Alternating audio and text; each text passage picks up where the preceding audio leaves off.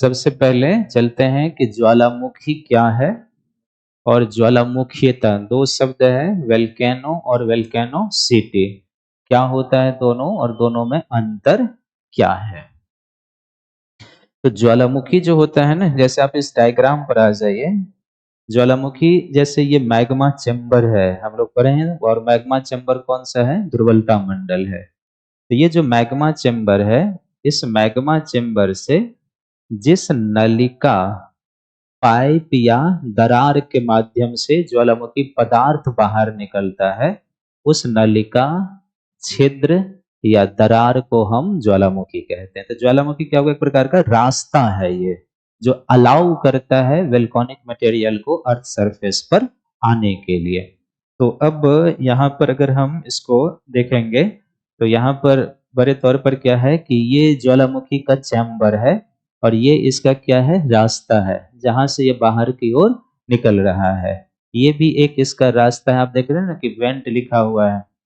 तो वह नलिका, वह छिद्र, वह दरार जिससे होकर ज्वालामुखी पदार्थ बाहर निकलेगा, उसको हम क्या कहेंगे? ज्वालामुखी कहेंगे।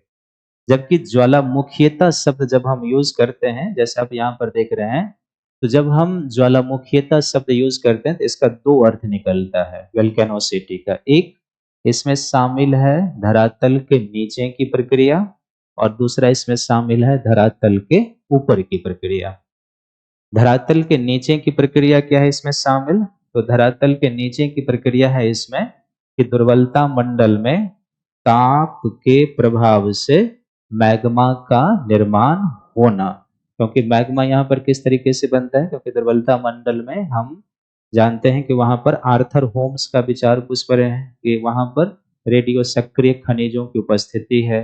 वह ताप के प्रभाव से डिसइंटीग्रेट होता है, जिससे ताप या ऊर्जा की उत्पत्ति होती है, और उसके प्रभाव से दुर्बलता मंडल की चट्टानें क्या है? द्रव अवस्था में है। उसी द्रव रूप को हम क्या कहते हैं? मैग्मा कहते हैं। तो धरातल के नीचे की प्रक्रिया का अर्थ है कि ताप के प्रभाव से या ऊर्जा के प्रभाव से चट्टान का पिघलकर मैग्मा के रूप में आना, वो क्या कहलाएगा? आंतरिक प्रक्रिया है।